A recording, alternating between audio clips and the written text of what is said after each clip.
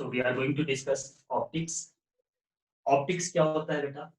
Optics एक ऐसी branch है फिजिक्स की जिसमें आप लाइट के बारे में पढ़ते हो, ठीक है ना? जो लाइट एनर्जी है उसके बारे में पढ़ते हो, लाइट का बिहेवियर कैसा है ये समझते हो, और लाइट की वजह से जो डिफरेंट फिनोमेनन आते हैं वो समझते हो, ठीक है ना? तो हम पहले लाइट को समझ लेते हैं कि लाइट है क्या, उसका नेचर कैसा है, और फिर हम उसके फिनोमेनन की बात करेंगे और आपको बताएंगे भी कि आपको क्या क्या पढ़ना है अभी और क्या क्या छोड़ के रखना है आगे की। ठीक, तो सबसे पहले बेटा लाइट की अगर हम बात करें तो how you are going to define the light, because without definition physics तो अधूरी होती है। तो लाइट को अगर आप डिफाइन करते हो तो लाइट की डेफिनेशन होगी, it is a form of energy. कुछ लोगों का इसमें रिवीजन भी हो रहा होगा जो सोलन वाले हैं, क्योंकि सोलन में मैं इसको करवाया था, थोड़ा बहुत तो करवा ही दिया था, लेंस तक शायद। So it is a form of energy which produces sense of vision, ठीक है? ये एक एनर्जी का फॉर्म होता है बेटा जिसकी वजह से आप किसी चीज को देख पाते हो, ठीक है ना? तो अगर कभी लाइट को ऐसे डिफाइन करने के लिए कोई बोल दे कि चलो डिफाइन करो लाइट क्या होता है, तो आप ऐसे डिफाइन कर सकते हो, it is a form of energy which produces sense of vision. ये एक ऐसी एनर्जी है जिसकी वजह से हम किसी चीज को देख पाते हैं, जिसकी हेल्प से, ठीक है ना? अगर लाइट नहीं है तो आपकी आंखें बेकार है। अगर लाइट नहीं है तो आपकी आंखें देख नहीं पाएंगी। क्यों नहीं देख पाएंगी बेटा? क्योंकि अगर किसी भी ऑब्जेक्ट को आपको देखना है ना, तो इट इज कंपल्सरी कि लाइट जो है उस ऑब्जेक्ट से रिफ्लेक्ट होकर के आपकी आंखों पर आए। अगर लाइट किसी ऑब्जेक्ट से रिफ्लेक्ट होकर के आपकी आंखों पर नहीं आ रही है, इसका मतलब है कि you can not see that object, ठीक है ना? जैसे मैं इस समय कमरे में खड़ा हूं तो मुझे नहीं पता कि मेरे घर के बाहर कौन है, ठीक है? मैं उसको देख नहीं सकता। क्यों नहीं देख सकता बेटा? क्योंकि लाइट रिफ्लेक्ट होकर के मेरी आंखों पर नहीं आ रही है। यही अगर ये दीवारें ओपेक ना होकर के ट्रांसपेरेंट होती तो बाहर से लाइट अंदर को आ जाती और मुझे दिख जाता कि बाहर कौन है, ठीक है ना? तो किसी भी चीज को देखने के लिए सबसे इंपॉर्टेंट चीज है लाइट। किसी भी ऑब्जेक्ट को देखना है, लाइट को उस ऑब्जेक्ट से रिफ्लेक्ट होकर के आपकी आंखों पर आना पड़ेगा, तब जाकर के वो ऑब्जेक्ट Excuse आपको me, दिखाई sir. पड़ेगा। हाँ बेटा, Sir, is light a wave or a particle? बिल्कुल, we are going to discuss about that, just wait. आज का टॉपिक हमारा ऐसे ही होगा, इंट्रो टाइप का ही होगा, ठीक है ना? तो लाइट क्या होती है बेटा, ये आपको समझ में आ गया। अब जैसे कि ये क्वेश्चन जो आया अभी, जो क्वेश्चन आपके दिमाग में आया कि whether light is a particle और wave, so this is very interesting question बेटा। और इसको डिफाइन करते हैं, और हमारे ऑप्टिक्स के दो पार्ट भी होते हैं, एक रे ऑप्टिक्स होता है, एक वेव ऑप्टिक्स होता है, दो पार्ट में डिवाइडेड है लाइट, ठीक है ना? तो एक्चुअली क्या होता है, जब हम फिजिक्स का स्टडी करते हैं, फिजिक्स का बेसिक अगर आपको पता है तो आप ये समझते हो कि सबसे पहले कि हमारे नेचर में जो फिनोमेनन हो रहे हैं, हम उस फिनोमेनन को ऑब्जर्व करते देखते हैं कि ये क्या हो रहा है, कैसे हो रहा है, ठीक है ना? उसके जैसे कई सारे फिनोमेनन को ऑब्जर्व करते हैं। ऑब्जर्व करने के बाद हम उसमें कोई एक पैटर्न ढूंढने की कोशिश करते हैं, और जब हमें वो पैटर्न दिखाई पड़ता है, फिर उस पैटर्न को एक रूल बनाते हैं, उस रूल को डिफरेंट सिचुएशंस में अप्लाई करते हैं। अगर वहां पर अप्लीकेबल होता है तो वही रूल क्या बन जाता है, लॉ बन जाता है। ये बेसिक होता है बेटा फिजिक्स का, फिजिक्स की स्टडी का बेसिक यही होता है।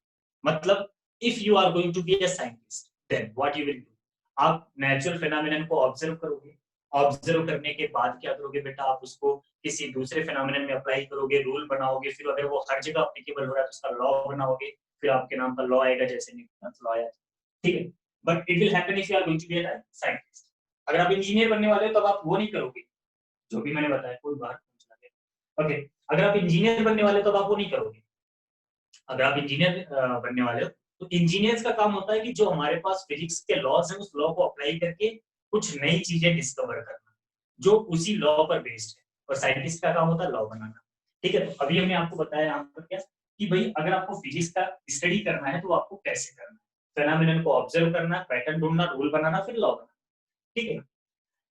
तो ऐसे ही ऑप्टिक्स की स्टडी जब स्टार्ट हुई, जब लोगों ने लाइट के बारे में स्टडी स्टार्ट किया, तो उन्होंने देखा कि लाइट के बहुत सारे फिनोमेनन थे, बहुत सारे फिनोमेनन उनको लाइट को दिखाई पड़ते थे। जैसे कुछ फिनोमेनन आप जानते होंगे, रिफ्लेक्शन, रिफ्रैक्शन, डिस्पर्जन, ठीक है ना? इस तरह के बहुत सारे फिनोमेनन दिखाई पड़ रहे थे। इंटरफेरेंस भी दिखा लोगों को, डिस्पर्जन भी दिखा लोगों को, ठीक है? एक पोलराइजेशन नाम का भी फिनोमेनन होता है। तो ऐसे बहुत सारे फिनोमेनन उन्होंने ऑब्जर्व किए। अब जब ये सारे फिनोमेनन ऑब्जर्व किए तो एट दैट टाइम जब ये ऑप्टिक्स का स्टडी स्टार्ट हुआ, ऑप्टिक्स को स्टडी करना लोगों ने शुरू किया, वो एरा था न्यूटन का। उस टाइम में न्यूटन का बोलबाला था और न्यूटन जो है वो पार्टिकल पर काम कर रहे थे। पार्टिकल मतलब मैकेनिक्स के बारे में, पूरी मैकेनिक्स जो है न्यूटन ने ही मोस्टली डेवलप करी, ठीक है ना, जो न्यूटोनियन मैकेनिक्स के नाम से जिसको हम जानते हैं। तो उस टाइम पे न्यूटन ही ये सारा काम कर रहे थे और न्यूटन को पता चला कि भाई आजकल ऑप्टिक्स की स्टडी हो रही है, तो ऑप्टिक्स में भी न्यूटन का ही नाम आता है बेटा।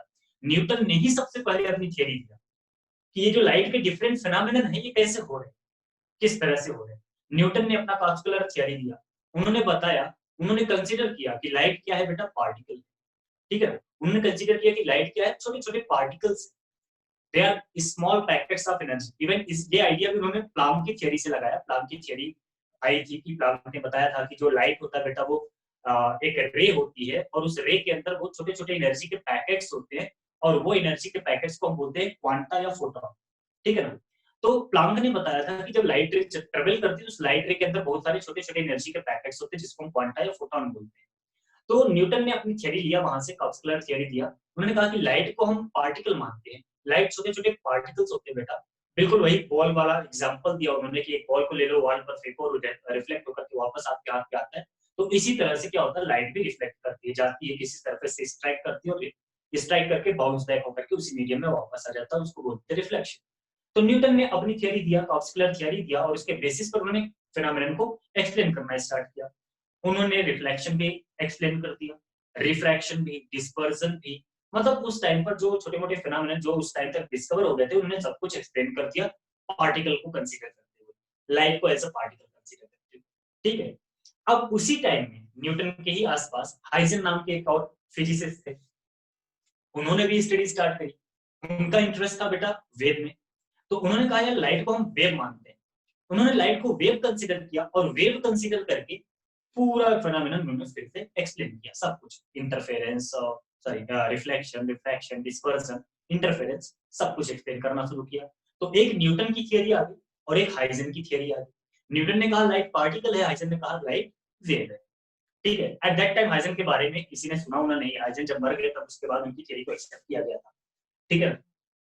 तो हाइजन की उस समय सुनी क्यों नहीं गई, उसकी भी एक वजह थी, क्योंकि एट दैट टाइम हमें वेव के बारे में, जिस वेव के बारे में पता था वो वेव केवल मैकेनिकल वेव, मतलब हमें सिर्फ और सिर्फ मैकेनिकल वेव का आइडिया था। जब तक मैक्सवेल नहीं आ गए, जब तक मैक्सवेल आकर के हमें नहीं समझाए कि लाइट जो सॉरी कुछ वेव ऐसी भी होती है जो इलेक्ट्रोमैग्नेटिक होती है, तब तक हमें केवल इतना पता था कि मैकेनिकल वेव होता है, लॉन्गिट्यूडनल लैटिट्यूडनल दो वेव होती है, मैकेनिकल वेव होती है और वेव प्रोपगेट करने के लिए मीडियम की जरूरत पड़ेगी, ठीक है ना। ऐसा आपने क्लास 9th में जब आपने वेव पढ़ा होगा, साउंड वेव पढ़ा होगा, तो वहां पर आपको एक्सप्लेन किया गया होगा कि लाइट को सॉरी वेव को ट्रेवल करने के लिए एक मीडियम की जरूरत पड़ती है। तो एट दैट टाइम हमें इलेक्ट्रोमैग्नेटिक वेव का आइडिया नहीं था, इसलिए हाइजन की थियरी को लोगों ने मजाक बना दिया, क्योंकि हाइजन ने बोला कि लाइट वेव है, तो लोगों का पहला क्वेश्चन यही आया, अगर लाइट वेव है तो सन से अर्थ तक आ कैसे रही, अर्थ का एटमॉस्फेयर तो कुछ किलोमीटर जाकर के खत्म हो जाता है, उसके बाद तो वैक्यूम है, वैक्यूम में तो वेव ट्रेवल ही नहीं करती है। तो इस तरह से लोगों ने उनको डिस्कार्ड कर दिया है। जब मैक्सवेल ने हमें समझा दिया कि इलेक्ट्रोमैग्नेटिक वेव भी होती है, तब लोगों को समझ में आया कि हो सकता है लाइट इलेक्ट्रोमैग्नेटिक वेव हो, और प्रूव भी किया कि लाइट क्या होती है, इलेक्ट्रोमैग्नेटिक वेव होती है, क्योंकि मैक्सवेल ने हमें प्रूव करके बताया कि the ratio of electric and magnetic field is equal to the speed of light. ऐसा उन्होंने बताया, इलेक्ट्रिक फील्ड भी आप जानते हो, मैग्नेटिक फील्ड भी आप जानते हो। तो उन्होंने बताया कि इलेक्ट्रिक और मैग्नेटिक फील्ड का जो रेशियो होता है वो स्पीड ऑफ लाइट के बराबर आता है, ठीक है ना। तो ऐसी कुछ चीजें हमें पता चली। तो अब हमें लगने लगा कि चलो लाइट वेव भी है। अब हमने क्या किया, अब हमने डिसाइड करना शुरू किया कि किस तरीके से लाइट के फिनोमेनन को एक्सप्लेन किया जाए। तो पहले हमने पकड़ा पार्टिकल, पहले हमने यहाँ पर लिखा सारे फिनोमेनन। सबसे पहले मैं यहाँ पर लिखता हूँ सारे फिनोमेनन। स्टोरी जो मैंने आपको बताई है वो सिर्फ इस चीज को समझाने के लिए कि लाइट को वेव माने या पार्टिकल माने या सब कुछ माने, ठीक है ना। जो फिनोमेनन नेचर में हमने ऑब्जर्व किए, I am going to write down some phenomenon, कुछ ही लिखूंगा, सारे नहीं लिखूंगा यहाँ पर, क्योंकि सारे हमारे सिलेबस में है भी। तो एक हमने देखा रिफ्लेक्शन, ठीक है, एक हमने देखा रिफ्रैक्शन, रिफ्लेक्शन, रिफ्रैक्शन, ठीक है ना। ऐसे ही कुछ और भी फिनोमेनन थे। रिफ्लेक्शन हो गया, रिफ्रैक्शन हो गया, डिस्पर्जन हो गया बेटा, डिस्पर्जन भी देखने को मिला, इंटरफेरेंस भी देखने को मिला। हालांकि we are not going to discuss the interference in class 10, also we are not going to discuss the dispersion हो गया, इंटरफेरेंस, डिफ्रैक्शन, डिफ्रैक्शन को भी हम यहाँ पर नहीं डिस्कस करने वाले। पोलराइजेशन, इसको भी हम यहाँ पर नहीं डिस्कस करने वाले, मतलब क्लास 10 में डिस्कस नहीं करने वाले। एंड फोटो इलेक्ट्रिक इफेक्ट, ठीक है ना, और भी होते हैं phenomena, but I am not going to write down here. Photo electric effect, ठीक है ना, स्कैटरिंग होता है और भी बहुत सारी चीजें होती हैं, बट ये कुछ फिनोमेना है बेटा, ठीक है, ये कुछ फिनोमेना है जो हमने उस टाइम पर ऑब्जर्व किए थे। और जब मैक्सवेल की थ्योरी आ गई तो उसके बाद सबने सोचा कि लाइट को पार्टिकल माने या वेव माने। पार्टिकल से एक्सप्लेन करना शुरू किया हमने इन सारे फिनोमेना को। हमने कंसीडर किया कि लाइट क्या है बेटा, पार्टिकल, और हमने करना शुरू, इसको पूरा एक्सप्लेन करना शुरू किया लाइट को पार्टिकल मानते हुए। जब हम लाइट को पार्टिकल मानते हुए एक्सप्लेनेशन देना शुरू किए, रिफ्लेक्शन बहुत ही अच्छी तरह से डिफाइन कर दिया हमने लाइट को एज अ पार्टिकल मानते हुए, रिफ्लेक्शन डिफाइन हो गया, रिफ्रैक्शन हो गया, डिस्पर्जन हो गया, इंटरफेरेंस हो गया, डिफ्रैक्शन हो गया, फोटोइलेक्ट्रिक इफेक्ट भी हो गया। ये जो एक फेनोमेनन बचा यहाँ पर, पोलराइजेशन। लाइट को अगर आप पार्टिकल मानते हो ना, तो you can not explain the phenomenon of polarisation. Polarisation आप डिफाइन नहीं कर पाओगे अगर आप लाइट को एज अ पार्टिकल ट्रीट कर रहे हो, ठीक है। बाकी सारे फेनोमेनन थोड़े बहुत डिफाइन कर सकते हो, ठीक है ना, पार्टिकल कंसीडर करते हो आप सारे फेनोमेनन को डिफाइन कर सकते हो, बट पोलराइजेशन को डिफाइन नहीं कर सकते। फिर लोगों ने कहा चलो ठीक है, हम वेव लेते हैं और वेव के अकॉर्डिंग डिफाइन करते हैं इसको। वेव से डिफाइन करना शुरू किया, रिफ्लेक्शन हो गया, रिफ्रैक्शन हो गया, डिस्पर्जन हो गया, इंटरफेरेंस हो गया, डिफ्रैक्शन हो गया, पोलराइजेशन भी हो गया। यहाँ पर आकर फंस गए फोटो इलेक्ट्रिक इफेक्ट पर। फोटो इलेक्ट्रिक इफेक्ट एक ऐसा, भाई आजकल आप लोगों ने देखा होगा बहुत सारे सेंसर्स होते हैं, आप बड़े बड़े होटल्स में जाओ तो आप गेट के सामने पहुंचते, गेट अपने आप खुल जाता है, ठीक है ना। तो ऐसे बहुत सारे फेनोमेनन होते हैं, वो सारे फेनोमेनन इस पर बेस्ड है, फोटो इलेक्ट्रिक इफेक्ट पर बेस्ड, ठीक है ना, फोटो इलेक्ट्रिक इफेक्ट पर बेस्ड है। तो क्या हुआ, ये जो फोटो इलेक्ट्रिक इफेक्ट है, इसको wave particle, wave nature explain नहीं कर पाए। So there are two phenomena. One is polarization, which can be explained only by considering light as a wave, and the second one is photoelectric effect, which can be explained only by considering light as a particle. ठीक है ना। तो अब इन दोनों phenomenon की वजह से लोगों का दिमाग कंफ्यूज हुआ और आज तक हम ये मानते आ रहे हैं light has a given nature, आज तक, ठीक है ना। क्यों, इन दोनों फेनोमेनन की वजह से, पोलराइजेशन और फोटोइलेक्ट्रिक, इन दोनों फेनोमेनन की वजह से हम आज तक ये मानते हैं कि light has a dual nature. Sometime it will behave like as a particle and sometime it will behave like as a wave. अब ये समटाइम क्या चीज है, उसकी कमी को पूरा किया था डी ब्रोगली ने, कुछ एक ऐसा अपना कांसेप्ट लेकर के, जिससे ये चीज थोड़ा हमें समझ में भी आई। डी ब्रोगली ने बोला कि हर एक मूविंग ऑब्जेक्ट अपने चारों तरफ वेव प्रोड्यूस करता है, हर एक ऑब्जेक्ट, अगर कोई भी ऑब्जेक्ट मूव कर रहा है, मतलब किसी भी ऑब्जेक्ट के पास मोमेंटम है, वो वेव प्रोड्यूस करता है। और अगर वो वेव प्रोड्यूस करेगा तो इसका मतलब ये है कि पार्टिकल और वेव दोनों एक दूसरे के इक्विवेलेंट है। अगर स्पीड बढ़ती जाएगी तो पार्टिकल नेचर कम होता जाएगा, वेव नेचर बढ़ता जाएगा, ठीक है ना। स्पीड के साथ वेव नेचर बढ़ता जाता है। अगर किसी ऑब्जेक्ट को लाइट की स्पीड से फेंक दिया जाए, प्रोजेक्ट कर दिया जाए लाइट की स्पीड से, तो इन दैट केस क्या होता है बेटा, वो पूरा का पूरा मास एनर्जी में कन्वर्ट हो जाता है, मतलब वेव के फॉर्म में चला जाता है, ठीक है ना। तो ऐसी बहुत सारी बातें आपने पढ़ा होगा, आइंस्टाइन के बारे में सुना होगा, E=mc²। समडे जिस दिन हमें पढ़ाना नहीं होगा फिजिक्स, जिस दिन हमें सिर्फ बातें करनी होगी, उस दिन मैं आपको E=mc² की कहानी सुनाऊंगा, बड़ी इंटरेस्टिंग कहानी है उसके लिए, कि आया कहाँ से, कैसे उनके दिमाग में ये बात आई, ठीक है। बट अभी के लिए क्या हुआ, हमने कंसीडर किया कि लाइट, लाइट क्या है बेटा, ड्यूअल नेचर है, it will be considered as the particle as a wave, ठीक है ना। और उस चीज को सही किया, उस चीज को कंफर्म किया डी ब्रोगली ने। डी ब्रोगली ने समझाया कि मोशन के साथ साथ लाइट, किसी भी ऑब्जेक्ट में क्या होता है बेटा, ड्यूअल नेचर होता है, पार्टिकल के जैसे भी और वेव के जैसा भी। अगर उसका मोमेंटम बहुत ज्यादा कम है तो वेवलेंथ बहुत ज्यादा आती, इतनी ज्यादा आती को नेग्लिजिबल होता है, उसके हमें दिखाई नहीं पड़ता। Even at this instant if I am moving during this lecture, then I am also producing that, but that wave is nothing, negligible, okay. तो इस तरह से इस पूरे कंसेप्ट को मिला करके मैक्सवेल का, हाइसन का और न्यूटन का और डी ब्रोगली का और प्लांक का, इन सबके कंट्रीब्यूशन को देखते हुए सबने अभी तक क्या डिसाइड किया, light has a dual nature, बात समझ में आई बेटा? लाइट का नेचर कैसा है? Double nature. बोलो क्लियर हुआ? Yes, sir. Yes, sir. Yes, sir. Good. तो light as a dual nature बेटा, आप लाइट को एज अ पार्टिकल भी ट्रीट करेंगे लाइट के साथ और एज अ वेव भी ट्रीट करेंगे। That's why optics has two branch. अब ऑप्टिक्स में भी दो ब्रांच है बेटा, एक होता है रे ऑप्टिक्स जिसमें न्यूटन की कॉर्पस्कुलर थ्योरी चलती है, एक होता है वेव ऑप्टिक्स जिसमें हाइजेन की थ्योरी चलती है। और फिर जब हमारे पास दो थ्योरी है तो हम क्यों फालतू में भाई परेशान हो? हमने क्या किया, हमने कुछ फेनोमेनन जो पार्टिकल नेचर से आसानी से एक्सप्लेन हो रहे थे उसको पार्टिकल से एक्सप्लेन कर दिया, और जो वेव से आसानी से एक्सप्लेन हो रहे थे उसको वेव से एक्सप्लेन कर दिया। तो हमने देखा कि भाई ये जो ऊपर के फेनोमेनन है, रिफ्लेक्शन, रिफ्रैक्शन और डिस्पर्जन, और साथ ही साथ ये फोटोइलेक्ट्रिक इफेक्ट, ये सारे फेनोमेनन इसको उठाया और डाल दिया रे ऑप्टिक्स में, इसको डाल दिया रे ऑप्टिक्स में। मतलब they can be explain by the particle nature. हालांकि ये फोटोइलेक्ट्रिक इफेक्ट को उठा करके हमने मॉडर्न फिजिक्स में डाला है, बिकॉज है तो फेनोमेनन लाइट का, लेकिन यूज होता है इलेक्ट्रॉनिक्स में। ठीक है ना, इलेक्ट्रिकल और इलेक्ट्रॉनिक्स दो अलग अलग ब्रांचेज है, ये सब चीजें आपको पता होनी चाहिए, सब बेसिक चीजें होती है बेटा। इलेक्ट्रिकल का मतलब हो गया कि ये जो नॉर्मल ट्यूबलाइट, बल्ब और पंखे जो पुराने वाले आते थे जो कि इलेक्ट्रिसिटी पे ऑपरेट किया करते थे, और आजकल क्या होता है बेटा, आजकल रिमोट से ऑपरेट होने वाली बहुत सारी डिवाइसेस आ रही हैं और ऑटोमेटिकली ऑपरेट होने वाली डिवाइसेस आ रही हैं। तो ये जो ऑटोमेटिक वाला पूरा सेशन आ रहा है वो पूरा क्या है बेटा, इलेक्ट्रॉनिक्स है। ठीक है ना। तो ये जो फोटोइलेक्ट्रिक इफेक्ट है इसका मोस्ट ऑफ द यूज जो होता है वो कहाँ होता है बेटा, इलेक्ट्रॉनिक्स में होता है। दैट्स व्हाई हमने इसको रे ऑप्टिक्स में ना डाल करके उठा करके मॉडर्न फिजिक्स में डाल दिया है। आगे आप मॉडर्न फिजिक्स पढ़ेंगे higher class, even in class 12 also आप मॉडर्न फिजिक्स पढ़ेंगे, आसान सा टॉपिक है, अभी हमारे लिए नहीं।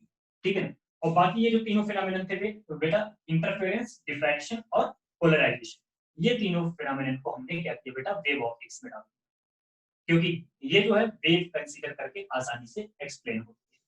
तो हमारे पास दो ब्रांच बन गई ऑप्टिक्स की, एक बन गई रे ऑप्टिक्स और एक बन गई वेव ऑप्टिक्स। बोलो समझ में आ गई बात? Yes, sir. Yes, sir. Okay, and now if I will talk about the class 10, then we are going to discuss only these three phenomena: reflection, diffraction and dispersion.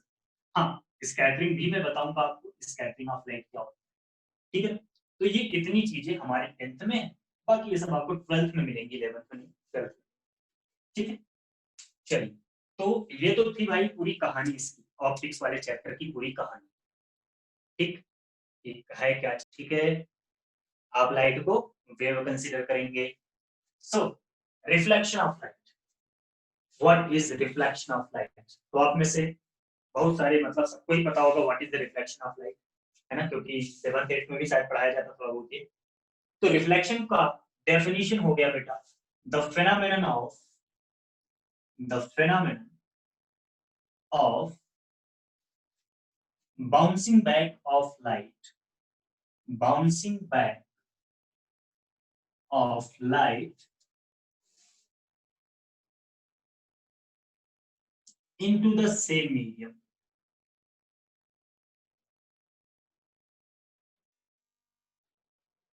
ठीक है ना, रिफ्लेक्शन ऑफ लाइट का मतलब हुआ बेटा क्या, कि जो लाइट है वो सेम मीडियम में वापस आ जाए। ठीक है, जैसे एक जनरल कंडीशन में लेता हूं, मान लीजिए हमारे पास कोई एक इंटरफेस या सरफेस, कुछ भी बोल लो इसको, मान लीजिए कुछ है, इसके ऊपर कोई एक लाइट रे इंसिडेंट करती है। ठीक है ना, एक लाइट रे इंसिडेंट करती है। तो जब ये लाइट रे यहाँ पर इंसिडेंट करेगी किसी एक पर्टिकुलर पॉइंट पर, तो we are going to draw a normal here, हम यहाँ पर एक नॉर्मल ड्रॉ करेंगे। ठीक है ना, एंड नाउ दिस लाइट रे, this incident ray will be divided into some portion, कुछ पोर्शन में डिवाइड होगा, कुछ पोर्शन इसका बेटा उसी मीडियम में वापस जाएगा, वैसे ही जाएगा जैसे आया था। ये भी ध्यान रखना, अभी आप लॉ पढ़ोगे आपको समझ आ जाएगा। ठीक है, तो कुछ पोर्शन इसका उसी मीडियम में चला गया, कुछ पोर्शन दूसरे मीडियम में चला गया, कुछ पोर्शन यहाँ पर वो सरफेस एब्सॉर्ब कर लेता है। मतलब क्या है कि जब लाइट रे किसी सरफेस पर इंसिडेंट होती है तो देयर आर तीन फिनोमेनन होते हैं, कुछ पोर्शन सेम मीडियम में वापस, कुछ पोर्शन दूसरे मीडियम में, और कुछ पोर्शन एब्सॉर्ब हो जाता है बेटा। सो this is called the absorption, जो जब हो गया उसको बोलते हैं एब्जॉर्प्शन ऑफ लाइट। ठीक है ना, इस एब्जॉर्प्शन ऑफ लाइट की हिस्ट्री भी बड़ी अलग सी है, अलग सी फिजिक्स है इसकी बेटा। जो आप स्पेक्ट्रम पढ़ते हो, जैसे अभी आप स्पेक्ट्रम की बात करेंगे तो आपके दिमाग में बात आएगी वेबक्योर की ना, वायलेट इंडिगो वगैरह वगैरह जो कलर्स होते हैं, 7 कलर्स होते हैं। तो ऐसे बेटा हमें बहुत सारे स्पेक्ट्रम मिलते हैं ना, तो कई सारे स्पेक्ट्रम होते हैं, तो उसी में एक स्पेक्ट्रम होता है एब्जॉर्प्शन और एक होता है एमिशन। नाम से शायद आपको समझ में आ रहा होगा, एब्जॉर्प्शन का मतलब हुआ जिसको एब्जॉर्ब कर लिया गया है, एमिशन मतलब जो निकल रहा है। तो ये एब्जॉर्प्शन ऑफ लाइट की वजह से आपको एक स्पेक्ट्रम मिलता है that is beyond our syllabus, तो हम उसके बारे में ज्यादा डिटेल में बात नहीं करेंगे, ठीक है। हाँ, लेकिन आपके दिमाग में ये क्वेश्चन आ गया होगा यार ये है क्या चीज, तो मैं इसको थोड़ा सा क्लियर कर देता हूँ। बेटा एब्जॉर्प्शन ऑफ लाइट का मतलब ये होता है ना, जैसे मान लो लाइट रे आ रही है, लाइट रे के रास्ते में आपने कुछ एक ऑब्जेक्ट रख दिया, कोई एक लिक्विड रख दिया, कुछ भी रख दिया, जब लाइट उसके अंदर से पास करती है ना, तो उस सब्सटेंस का जो मॉलिक्यूल होता है, उस मॉलिक्यूल के अंदर होते हैं इलेक्ट्रॉन, और इलेक्ट्रॉन को चाहिए होती energy to go to the excited state, ठीक है ना। इलेक्ट्रॉन को अगर एनर्जी मिलेगी तो वो एक्साइटेड स्टेट में चला जाता है। आपने के एलिमेंट पढ़ा होगा कि कैसे एटॉमिक स्ट्रक्चर में आपने सब कुछ पढ़ा होगा कि के सेल में 2 इलेक्ट्रॉन फिर 8 इलेक्ट्रॉन फिर 8 इलेक्ट्रॉन, ऐसे पढ़ा होगा आपने। तो वो जो अंदर वाले इलेक्ट्रॉन होते हैं ना, उनको अगर एक्स्ट्रा एनर्जी दे दिया जाए तो बाहर वाले इलेक्ट्रॉन ऑर्बिट में चले जाते, ठीक है ना, अंदर वाली ऑर्बिट से बाहर वाले ऑर्बिट में चले जाते। तो जैसे ही लाइट उसके अंदर से पास करती है, जिस इलेक्ट्रॉन को एनर्जी चाहिए होती है वो उस लाइट में से उस वेवलेंथ को एब्जॉर्ब कर लेता है, जो उसको उतनी एनर्जी दे दे जो जिससे कि वो दूसरे ऑर्बिट में पहुंचे। सिर्फ उसी को एब्जॉर्ब करेगा जितने को लेकर के वो दूसरे ऑर्बिट में पहुंचे, ना उससे कम ना उससे ज्यादा, ठीक है। तो जब लाइट क्या होती है बेटा, किसी सब्सटेंस के अंदर से पास किया तो उस सब्सटेंस के मॉलिक्यूल ने कुछ वेवलेंथ को एब्जॉर्ब कर लिया, अपने अंदर ले लिया। अब लाइट जब दूसरी तरफ बाहर निकलेगी तो उस जैसे इधर से आपने वेवक्योर डाला, अंदर गया, ब्लू वाले को एब्जॉर्ब कर लिया उसने, अब जो बाहर मिलेगा उसमें ब्लू गायब होगा। यहाँ 7 कलर थे, बाहर कितना मिलेगा, 6 कलर मिलेगा। तो वो जो स्पेक्ट्रम आपको मिला बाहर की तरफ जिसमें केवल 6 कलर थे, that will be known as the absorption spectrum, ठीक है ना। उसको बोलते हैं बेटा एब्जॉर्प्शन स्पेक्ट्रम। और एमिशन स्पेक्ट्रम क्या है, अब ये इलेक्ट्रॉन जो एक्साइटेड स्टेट में गया था वो गलती से किसी और घर में घुस गया था, वहां ज्यादा देर तक रुकेगा नहीं, वापस आएगा।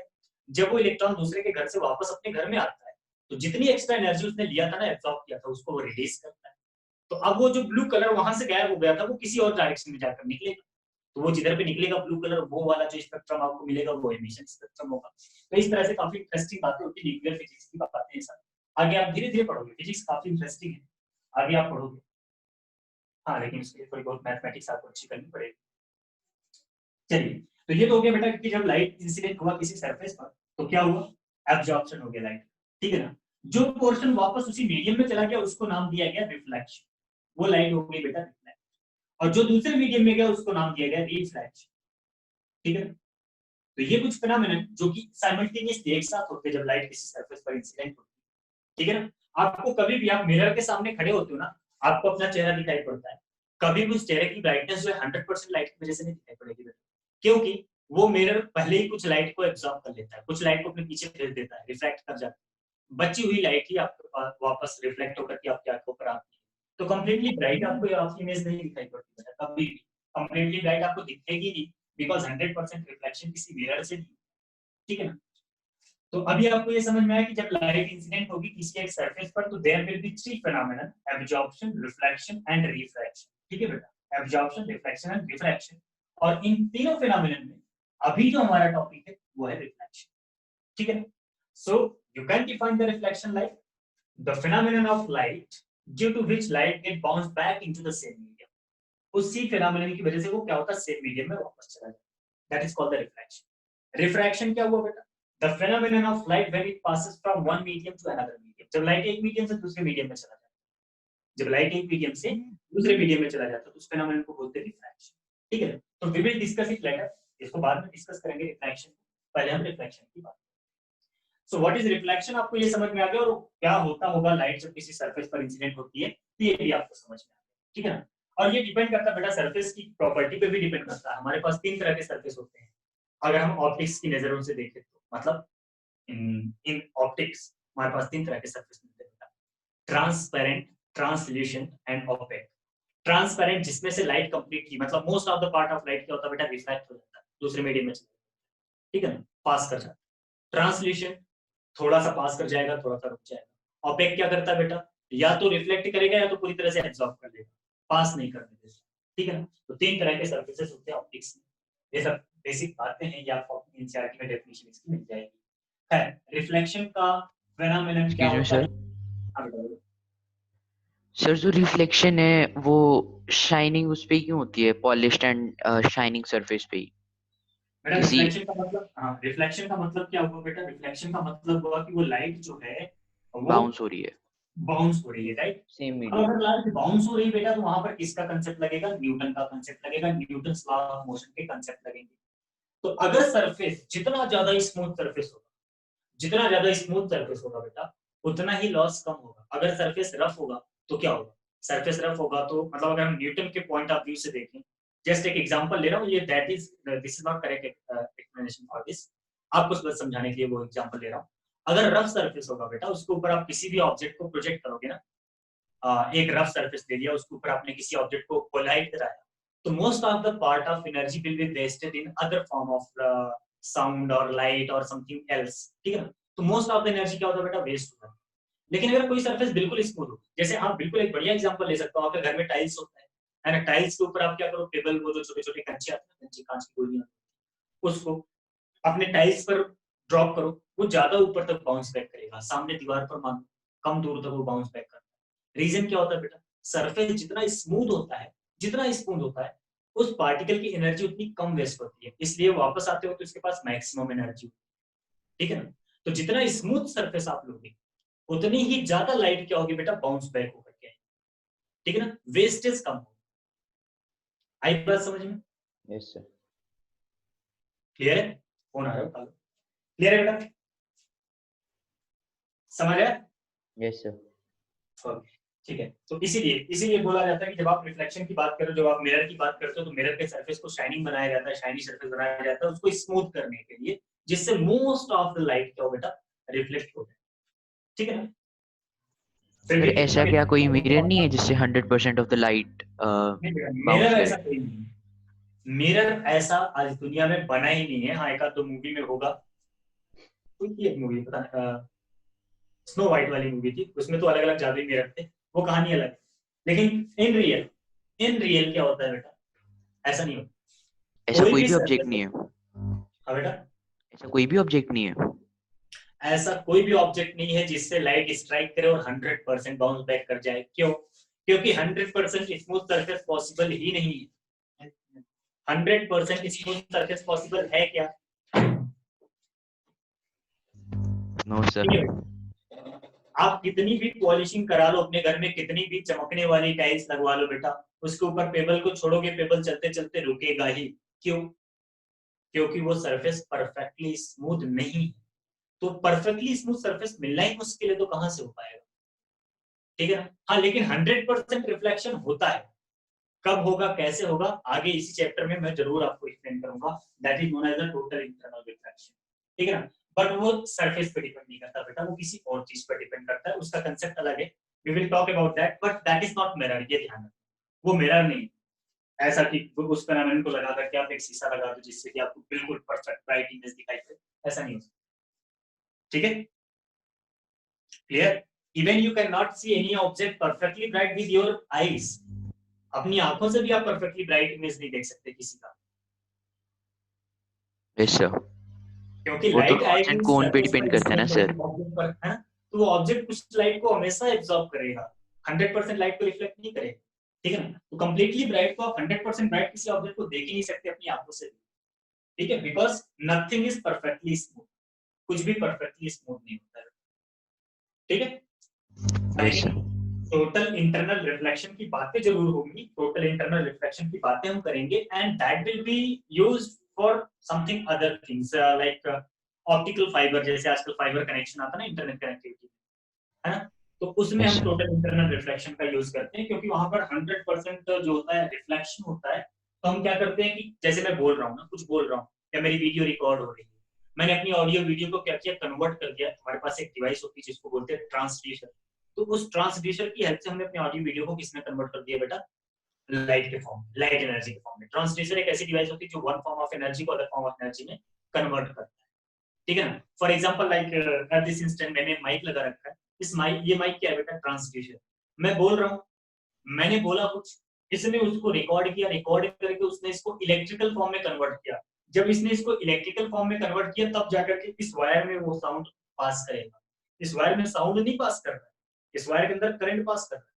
और वो करंट एक्चुअल में है क्या, वो वही वाली एनर्जी है जो मैंने बोला है। ये ट्रांसड्यूसर क्या किया बेटा, हमारे साउंड एनर्जी को इलेक्ट्रिकल एनर्जी में कन्वर्ट किया। अब ये ट्रांस वायर के थ्रू होता हुआ हमारे मोबाइल में गया, मोबाइल में अलग डिवाइस लगी, फिर से एक ट्रांसड्यूसर लगा, उसने क्या किया, उस इलेक्ट्रिकल को साउंड में कन्वर्ट कर दिया जो आपको सुनाएंगे।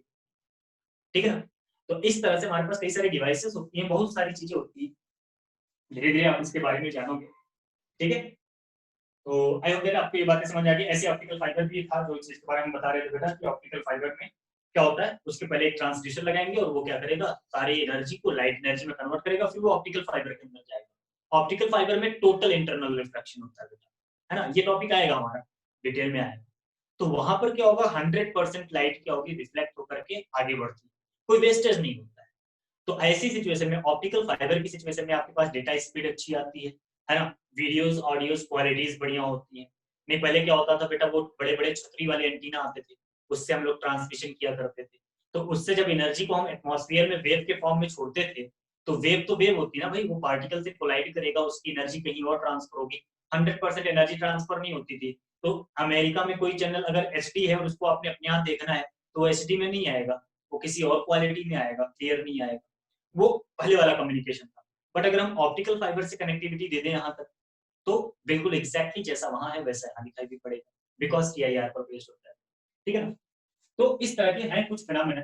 और ऑप्टिकल फाइबर का एक और यूज होता है आजकल, वो जो इंडोस्कोपी बोलते हैं उसको, वो नाक से पाइप डालते हो, पेट के अंदर की सारी चीजें देख लेते हैं ना, वो भी पतली पतली ऑप्टिकल फाइबर सी होती है बेटा, उसको भी यूज किया जाता है इसीलिए हाई क्वालिटी इमेज के लिए, बिकॉज वहां पर टोटल इंटरनल रिफ्लेक्शन होता है बेटा। ऐसा नहीं कि कुछ पोर्शन लाइट का एब्सॉर्ब हो जाएगा वहां पर, ऐसा कुछ नहीं। ठीक है ना, तो इसलिए ऑप्टिकल फाइबर का यूज होता है। खैर वो लेटर बाद में आएगा, फिर वहां पर डिस्कस करेंगे। अभी रिफ्लेक्शन पर वापस आते हैं। रिफ्लेक्शन में ही बहुत सारी बातें हैं जो हमें करनी है, बट हाँ 100% reflection not possible, right, with the mirror, mirror की हेल्प से 100% रिफ्लेक्शन पॉसिबल। सर जो हमारे फोन में कैमरा होता है उसमें भी रिफ्लेक्शन होती है ना जब हम लोग पिक्चर खींचते हैं? बिल्कुल, वहां पर 100%। रिफ्लेक्शन रिफ्लेक्शन सब होता है बेटा, लेंस होता है वहां पर, तो रिफ्रैक्शन होता है, मिरर नहीं होता है। सर कैमरा लेंस होता 100%। है, कैमरे में मिरर, आप मिरर का यूज किया जाता है। हाँ 100% रिफ्लेक्शन होती है वहाँ पे। क्या बेटा, क्या बोल रहे हो? सर जब फोन से फोटो खींचते हैं तो वहाँ पे 100% रिफ्लेक्शन होती है इमेज की, जब हम फोन पे देखते हैं उसको इंस्टेंट। बिल्कुल नहीं, बिल्कुल नहीं। आपको क्या लगता है कि आप 100% ब्राइट इमेज किसी के क्लिक कर रहे हो? Not possible. हाँ वो अलग बात है कि आप वो ब्राइटनेस वाला आजकल सीन आता है तो उसके हिसाब से ब्राइटनेस को कम ज्यादा कर देते हो, बट उस ब्राइटनेस को चेंज करने से क्या होता है बेटा, उसकी पिक्सल जो होते हैं ना वो खराब हो जाते हैं। किसी भी पिक, कोई भी मोबाइल फोन हो आपका, आपके पास जो भी फोन होगा, आप उसमें फोटोज वगैरह क्लिक करते हो, आपने उसको एडिट कर दिया एडिटर में जाकर, उसकी ब्राइटनेस बढ़ा दिया, उसका कुछ शार्पनेस वगैरह होता है वो सब चेंज कर दिया, तो उसके पिक्सल फटने लगते हैं, आप उसको ज्यादा स्ट्रेच करोगे तो फटने लगेगा वो, तो क्लियर तो नहीं आता बेटा कभी। ठीक है ना, 100% रिफ्लेक्शन नहीं होता, कैमरे में भी नहीं होता। इवन आप चाहे 108 मेगापिक्सल भी ले लो, कोई फर्क नहीं पड़ता। ठीक है, बहुत ही ज्यादा हाई मेगापिक्सल का। अब आपका जो ये होता है स्क्रीन होता है, कभी आप मोबाइल फोन खरीदने जाते हो, मोबाइल फोन जब आप खरीदते हो तो वहां पर एक पीपी, चलो लॉ ऑफ रिफ्लेक्शन देखते बेटा, रिफ्लेक्शन क्या होता था वो हमने डिफाइन कर दिया, लॉ ऑफ रिफ्लेक्शन। अब देखो बेटा, क्योंकि हमने लाइट को एज अ पार्टिकल माना है, तो अगर हम इसको एज अ पार्टिकल ट्रीट कर रहे हैं, तो ओवरऑल फाइनल जो इसका स्टडी है वो मैथमेटिक्स पे आके होता है। और जब आप ऑप्टिक्स की बात कर रहे हो, तो ऑप्टिक्स में आपको मैथमेटिक्स में क्या, आपकी जो ज्योमेट्रिकल मैथमेटिक्स है वो अच्छी होनी चाहिए, वो जिसमें आप ट्रायंगल्स की साइड, पैरेलल लाइंस, एंगल्स और बहुत सारी चीजें, बहुत सारी थ्योरम्स ऑप्शंस पढ़ते हो, वो सारी बातें वो आपको यहाँ पर अच्छे से आना चाहिए मैथमेटिक्स यूज करने में। ठीक है ना, तो वो शायद आपके सिलेबस में होगा, मैथमेटिक्स में 9 नहीं होता वो, एलसीएम्स वगैरह, थ्योरम्स वगैरह। ठीक है, मोस्टली तो आपको पता ही होगा जो हम यूज करेंगे। अब लॉ ऑफ रिफ्लेक्शन की अगर हम बात करें, तो जैसे कि अभी बताया हमने, if you want the maximum light to be reflected then you must have to polish that surface. आप उस सरफेस को पॉलिश करोगे, पॉलिश कर देने से क्या होता है कि रिफ्लेक्शन अमाउंट बढ़ जाता है, रिफ्रैक्शन अमाउंट कम हो जाता है। एब्जॉर्प्शन तो खैर होना ही होना है, एब्जॉर्प्शन तो होके ही रहेगा। ठीक है ना। हाँ ये है कि रिफ्लेक्शन अमाउंट क्या होता है बेटा, बहुत ज्यादा इंक्रीज कर जाता है पॉलिश करने से। तो अब इसके ऊपर हमने क्या किया बेटा, एक लाइट इंसिडेंट करा दिया और इसको नाम दिया क्या, इंसिडेंट रे। इसको नाम दिया इंसिडेंट रे, जो लाइट इंसिडेंट हो रही है उसको इंसिडेंट रे का नाम दिया। फिर यहाँ पर एक नॉर्मल हमने ड्रॉ किया बेटा। नॉर्मल होता है कि जिस पॉइंट पर लाइट इंसिडेंट हुआ है उस पॉइंट पर आपको एक परपेंडिकुलर ड्रॉ करना है, ठीक है ना, एक परपेंडिकुलर ड्रॉ करना है, that is called the normal. ये एक नॉर्मल हो गया। तो आपने जो लाइट को इंसिडेंट कराया उस लाइट में नॉर्मल के साथ कितना एंगल बनाया है, इंसिडेंट रे ने नॉर्मल के साथ कितना एंगल बनाया है, that is called the angle of incidence. Okay, उसको हम बोलते हैं बेटा एंगल ऑफ इंसिडेंस। अब उसके बाद क्या हुआ, लाइट रिफ्लेक्ट होकर के उसी मीडियम में वापस चली गई। तो लाइट रिफ्लेक्ट होकर के उसी मीडियम में वापस चला गया, तो इसको नाम दिया गया बेटा रिफ्लेक्टेड रे। इसको नाम दिया गया क्या, रिफ्लेक्टेड रे। अब ये जो रिफ्लेक्टेड रे है इसने नॉर्मल के साथ कुछ एक एंगल बनाया बेटा, तो रिफ्लेक्टेड रे ने नॉर्मल के साथ जो एंगल बनाया that is called the angle of reflection, ठीक है। सो this is angle of incidence, this is angle of reflection, याद रखना। ये हो गया बेटा angle of incidence, angle of incidence, और ये हो गया बेटा angle of reflection, angle of reflection. Okay, इसके साथ साथ अगर ये सरफेस नहीं होता बेटा, अगर ये सरफेस नहीं होता तो क्या होता, लाइट बिल्कुल ऐसे सीधे जाती, क्योंकि लाइट की ये प्रॉपर्टी होती है बेटा कि वो एक मीडियम में एक ही डायरेक्शन में और बिल्कुल स्ट्रेट पाथ में ट्रेवल करती है, एक मीडियम में एक ही डायरेक्शन में और स्ट्रेट पाथ पे ट्रेवल करती है बेटा हमेशा, ठीक है ना। लाइट अपना डायरेक्शन तब तक नहीं बदलता है जब तक मीडियम ना बदले, जब तक उसकी स्पीड ना बदले, ठीक है ना। तो लाइट अगर ये सरफेस नहीं होता तो लाइट सीधे जाती, ये इधर चला गया, तो बेटा ये वाला जो एंगल आया ना, ये वाला this angle, this is represented as delta and known as angle of deviation. इसको बोलते बेटा एंगल ऑफ डेविएशन। अब क्योंकि पढ़ रहे हैं तो हम सारी बातें एक साथ डिस्कस करते चलेंगे, कोई पॉइंट छोड़ेंगे नहीं, ठीक है। अब लाइट ऐसे जा रही थी, इधर बेंड हो गई, तो कितना डेविएट हो गया बेटा, एंगल ऑफ डेविएशन, ठीक है। तो तीन चीजें समझ में आई आपको, एक आया एंगल ऑफ इंसिडेंस, एक आया एंगल ऑफ रिफ्लेक्शन, और एक आया एंगल ऑफ डेविएशन, ठीक है। अब अगर हम लॉ ऑफ रिफ्लेक्शन की बात करें तो जो फर्स्ट लॉ है बेटा, आप सबने पढ़ा है कि incident ray, incident ray, reflected ray, reflected ray and normal कहां लाई करते बेटा, सबको पता है, In the same plane. In the all same plane. on same plane, okay। अच्छा, same all lie on same plane का मतलब क्या हुआ बेटा, कभी इसको फील किया, महसूस किया, मतलब कि इसका मतलब क्या है, सर एक ही साइड को लाई करते हैं। एक ही साइड को लाइट लाइट, ओके। जैसे मान लो आपके पास लेजर लाइट है, अगर आपने लेजर लाइट को ग्राउंड के, ग्राउंड फ्लोर जो है आपका उसके पैरेलल किसी सामने वाली दीवार पर कुछ एंगल पर आपने मारा, तो लाइट जो रिफ्लेक्ट होगी वो रिफ्लेक्ट होकर के ग्राउंड के पैरेलल ही आएगी, क्योंकि आपने लाइट को पैरेलल भेजा है। रिफ्लेक्ट होकर के भी ग्राउंड के पैरेलल आएगी, ऐसा नहीं कि ऐसे जाएगी रिफ्लेक्ट होगी और रिफ्लेक्ट होकर ऊपर जाएगी, नहीं, ग्राउंड के पैरेलल आएगी।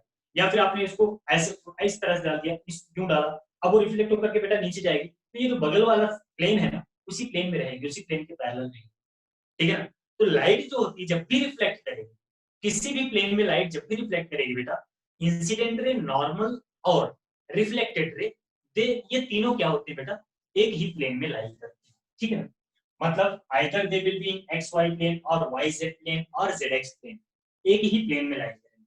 और जो दूसरा लॉ होता है बेटा, each and everyone know about that, for reflection angle of incidence is equals to angle of reflection always, right?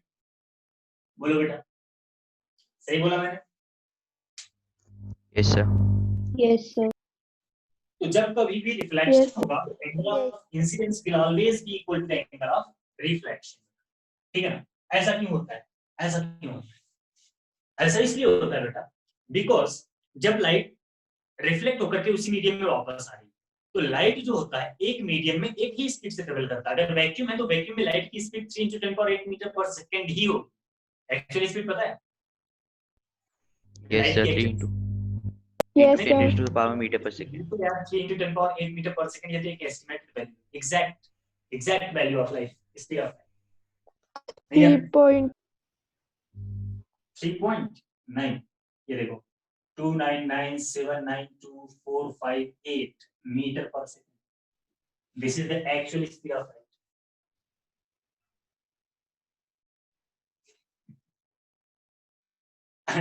अभी आप 10th में हो कोई बात नहीं, बट आगे 11th में आपको इसको याद करना पड़ेगा, आपसे मीटर की डेफिनेशन पूछी जाती है, तब आपको बताना होता है कि the distance travel by light in 1/299792458 seconds, 1/299792458 second में लाइट जितना डिस्टेंस कवर करेगा that is equal to 1 metre. So this is the actual speed of light. और इसको जो हम रिफ्रैक्टिव इंडेक्स में भी यही यूज होती है क्या? या 3 into 10 raised to power my 8? देखो मैं बताता हूँ क्या होता है। अब इसको हमने कर दिया ऐसे, इस तरह से लिख दिया 458 into 10 to the power कितना हो गया 33628 10 पावर। अब ये जो टर्म मिला बेटा, क्योंकि ये क्या है 2.99 मतलब क्या है नियरली 3 है ना, राउंड ऑफ कर देते हैं नियरली 3, तो इसको नियरली 3 लिख दिया था। लेकिन बेटा जब कोई स्पेस वगैरह की कैलकुलेशन होती है ना, जब ये एस्टिमेट करते हैं कि सनलाइट हमारे अर्थ पर 8 मिनट में 8 मिनट कुछ सेकंड में आ जाता है, तो उसको एस्टिमेट करने के लिए 3 into 10 power 8 नहीं लिखा गया, उसको एस्टिमेट करने के लिए ये एग्जैक्ट वैल्यू यूज की गई 299792458। और हमेशा याद रखना किसी भी वैल्यू में, किसी भी चीज की वैल्यू में, क्योंकि हर वैल्यू मेजर की जाती है फिर एस्टिमेट की जाती है, तो लास्ट वाली डिजिट हमेशा अनसर्टेन होता है बेटा। It can be 8, it can be 9, it can be 7 also, ठीक है ना। तो ये लास्ट वाली डिजिट किसी भी मेजरमेंट में हमेशा लास्ट वाली डिजिट हमेशा अनसर्टेन होता है। ये सब आपके 9th के टॉपिक्स पे आपको 9th में समझाया गया होगा शायद, ठीक है। Okay, so this is the actual speed of light. तो मैं आपको ये बता रहा था कि रिफ्लेक्शन में आई और आर दोनों बराबर क्यों होते हैं, आई और आर दोनों बराबर क्यों होते हैं? वो इसलिए बेटा क्योंकि लाइट एक मीडियम में एक ही स्पीड से ट्रेवल करती है, तो जितनी स्पीड से आई की बाउंस बैक होकर के उतनी स्पीड से चलेगी। अगर स्पीड नहीं बदला तो एंगल भी नॉर्मल से नहीं बदलेगा, क्योंकि जब स्पीड बदलता है तभी जाकर के वो अपने पाथ से डेविएट होती है, ठीक है ना। तो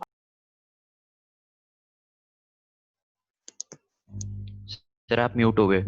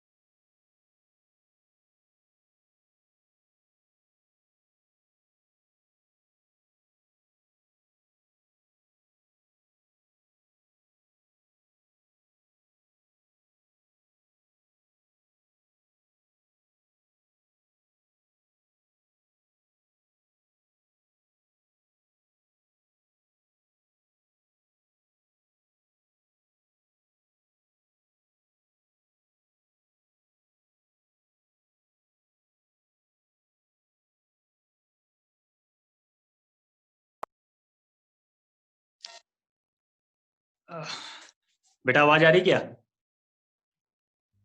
yes sir. Yes, sir. Sorry एक कॉल आ गया था संजू सर का, एंड ये लोग मेरी जान ले लेंगे। कल से एक और क्लास में एप्लीकेशन भी संभालो, क्लास भी लो, अपने लिए तो टाइम। मैं क्या बात कर रहा था? हाँ, सेम मीडियम पे जा रही थी बेटा। तो जब तक लाइट जो है अपनी स्पीड को नहीं बदलेगा तब तक जो है उसमें एंगल नहीं बदलेगा बेटा, ठीक है ना। जितने एंगल पर आया है उतने ही एंगल पर वापस भी जाएगा, ठीक है। वो अपनी डेविएट होगा, एंगल तब बदलेगा जब स्पीड बदलेगी, ठीक। तो ये हो एक्सक्यूज गया मी बेटा। सर। हाँ बेटा।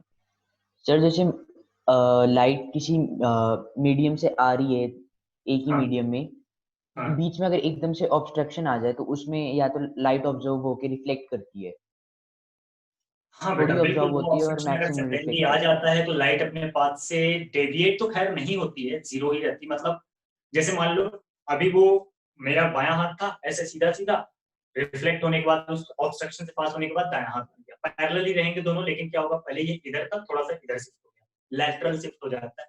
We will talk about that. Sir तो उसकी स्पीड चेंज नहीं होगी जब लाइट ऑब्जर्व होती है थोड़ी सी भी? सर जब लाइट अब्जॉर्ब होती है तो उसकी स्पीड क्या कम नहीं होती उससे? बेटा एब्जॉर्प्शन का स्पीड से क्या लेना देना है? सर जैसे स्टार्टिंग में लिखा कि लाइट एनर्जी है, हम्म, सर तो अगर एनर्जी अगर थोड़ी सी भी कम हो जाए तो उसकी स्पीड में डिफरेंस नहीं आएगा? लाइट एनर्जी है, जिस एनर्जी को एब्जॉर्ब कर लिया वो गया, लेकिन बची हुई एनर्जी तो उसी स्पीड से चलेगी ना। अब एक फोटोन हो चाहे 10 फोटोन हो चाहे 1 लाख फोटॉन हो, सारे की स्पीड एक ही है। Yes sir. ठीक है, यस सर। चलो ठीक है। और यहाँ पर एक और पॉइंट मैं अभी लिख करके फिर अपनी क्लास यहाँ पर ओवर करता हूँ, क्योंकि थोड़ा सा एप्लीकेशन का काम बाकी है। ठीक है, कल सुबह फिर अपनी क्लास होगी 6:30 से 7:30। ठीक है, एंगल ऑफ डेविएशन, सॉरी हाँ एंगल ऑफ डेविएशन, ये वाला पॉइंट भी आप लिखोगे। किसी भी मिरर से जो टोटल डेविएशन आएगा बेटा वो होगा 180 डिग्री -2i।